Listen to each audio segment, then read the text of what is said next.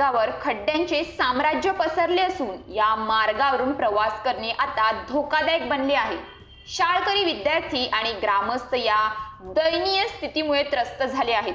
शाळेत तसेच महाविद्यालयात जाणारे विद्यार्थी रोजच या खड्ड्यांमुळे अपघातांच्या धोक्याला सामोरे जात आहेत। गावातील नागरिकांना देखील कामासाठी आणि दैनंदिन गरजांसाठी या रस्त्याचा वापर करावा लागतो, ज्यामुळे त्यांची सुरक्षितता धोक्यात आली आहे।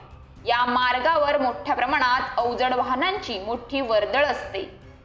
त्यात खड्ड्यांनी भरलेल्या रस्त्यावर पाणी साठल्यामुळे आणखीनच संकट निर्माण करते। वाहन चालकांना या मार्गावरून जाताना मोठा धोका असतो, कारण खड्ड्यांमुळे अचानक वाहनांचा तोल जाऊ शकतो, ज्यामुळे गंभीर अपघात झालेले आहेत। ग्रामस्थ आणि शाळकरी विद्यार्थ्यांच्या सुरक्षिततेच्या दृष्टीने या राज्य मार्गाची त्वरित दुरुस्ती होणे आवश्यक आहे। प्रशासनाने या गंभीर समस्येकडे लक्ष देऊन तातडीने उपाययोजना करणे गरजेचे आहे। तर धुंदलवाडी ते उधवा या मार्गावर जवळपास 6 ते 7 किलोमीटर अंतरावर खूप खड्डे पडले असून या मार्गाची बांधकाम विभागाने त्वरित दुरुस्ती करावी। त्याचबरोबर या मार्गावरून महामार्गावरील अनेक अवजड वाहने वाहतूक करीत असल्याने या मार्गाची खड्डेयुक्त अशी हालत झाली आहे।